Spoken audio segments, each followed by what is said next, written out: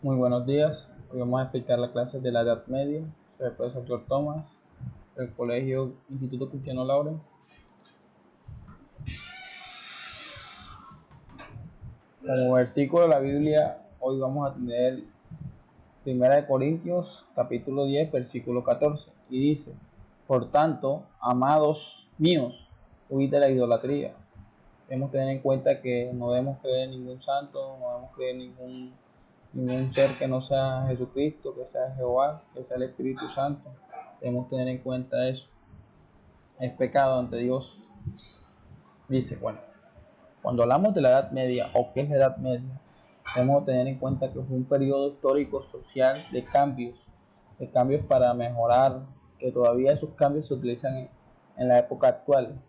Un periodo de literatura, un periodo de cambios culturales donde hubieron clases sociales, donde hubo un rey, donde hubo poemas, donde hubo cuentos, donde hubo leyendas, mitos que se hacía referencia en Europa. Cabe decir que esta época comenzó en los siglos V hasta el siglo XV. Imagínense donde terminó la Edad Media. Fue un periodo muy largo de conocimiento y cambios culturales. Este periodo se divide en tres secciones. Tenemos la antigua Tapía, que es un periodo de la Edad Media donde comienza desde el siglo III, cuando el Imperio Romano empieza a caer, la civilización romana, y llega otro imperio que es el imperio de Carlos Magno. Carlos Magno fue un rey importante de Macedonia, hijo de Filipo II, que empezó a invadir toda Europa. Fue tan grande su hazaña que invadió el reino de los romanos y el reino de los germánicos y prácticamente toda Europa. A raíz de eso empieza lo que es la Edad Media, un cambio cultural. Él ayuda a un cambio cultural a establecerse en Europa. Sin embargo, cuando en el siglo XV, en la caída de su imperio, en la caída del imperio de él, empieza a consolidarse nuevos reinos en Europa. Ya no había un emperador que era Carlomagno, sino habían reyes y reinas que mandaban en toda Europa.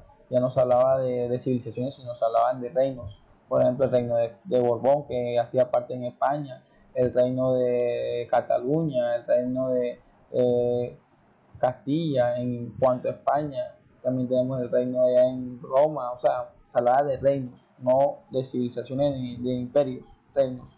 Y tenemos la Baja Edad Media, que abarca del siglo VI hasta el siglo XV, perdón, del siglo XI hasta el siglo XV. En esta época establece el sistema feudal, un sistema donde los reyes dependían de los señores feudales que a través de militares, a través del cambio de tierras, dominaban gran parte de los reinos, y fue un periodo donde empezó a reñir la economía, pero sin embargo se vivía mucho lo que era la clasificación social.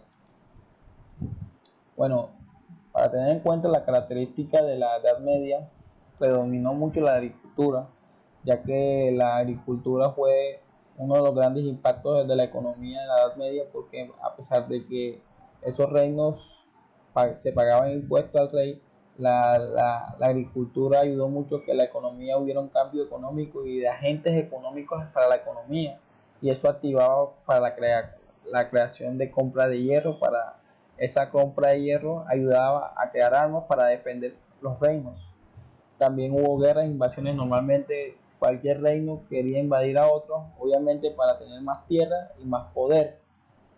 Las mejorías climáticas, en ese proceso hubo un cambio social climático, ya que se vivió mucho la época invernal, la época de donde había la naturaleza proliferaba mucho sus elementos, y la época del gran cambio climático empieza el mundo a generar una naturaleza limpia, sana. Debemos tener en cuenta el aumento demográfico. Obviamente, cuando hablamos de la demografía, debemos hacer referencia a la natalidad, al nacimiento de las personas. En ese entonces fue muy alto, muy importante para la Edad Media. Los avances tecnológicos a raíz de la creación de armamento, de instrumentos para la guerra, se creaba y se innovaba la creatividad para la tecnología. Sea buena o sea mala, era una característica importante. Bueno, se vivió el teocentrismo. El teocentrismo hace referencia a que para ellos Dios era la única forma de ser y la única forma superior. En este entonces ayudó al catolicismo y al cristianismo, ya que también tuvo una gran importancia para la Edad Media. Y en cuanto a la literatura y a la cultura limitada en ese entonces, en cuanto a la cultura limitada, simplemente se hacía lo que el rey decía y obviamente se trataba de que la cultura y las costumbres fueran solo del reino donde tú nacías. En cambio, la literatura fue algo importante ya que empezaron a crearse novelas, cuentos, poemas que todavía actualmente se utilizan. Por ejemplo, debemos tener en cuenta el poema del Cantar del Mío Cid, hecho por los juglares. ¿Quién eran los juglares? Personas que se sentaban en los árboles a describir la naturaleza, a escribir poemas con rimas. Por lo tanto, fue un periodo en cuanto a la literatura muy importante para la sociedad contemporánea. En cuanto a su clase social, en su clase social debemos tener en cuenta que el rey mandaba ante las demás clases sociales. El rey, simplemente el rey. Todo el mundo le rendía pleitesía al rey y estos le pagaban impuestos al rey. Después del rey vendían los obispos. Los obispos eran los sacerdotes con mayor importancia, con mayor poder. También estaban la alta nobleza, los príncipes, los hijos de los reyes, los condes que también tenían poder económico, tenían reinos pequeños, pero también tenían gran influencia sobre la organización social de la Edad Media. Y también se puede hacer referencia que en esto mandaban los cleros, lo que era la clase del clero era muy importante para la Edad Media. También habían los grandes caballeros, esos caballeros que combatían las guerras. Ellos eran muy importantes para el rey y para la clasificación social. En cuanto también habían los curas, también tenían gran importancia. La baja nobleza, los hijos de los caballeros, y habían los comerciantes. Estos comerciantes pagaban impuestos al rey. Los campesinos y los artesanos también pagaban impuestos al rey. Ellos pues no eran esclavos, pero debían pagar un impuesto al rey. Y por lo tanto teníamos lo que eran los campesinos y los siervos. Y por último los esclavos, que eran, digamos, los que trabajaban sin paga alguna y sin igualdad en sus derechos porque el rey mandaba sobre ellos. Esto en cuanto a la organización de la Edad Media. Bueno, para tener la conclusión importante de la Edad Media debemos tener en cuenta que una de las ventajas principalmente es el aumento de la economía gracias a esta agricultura.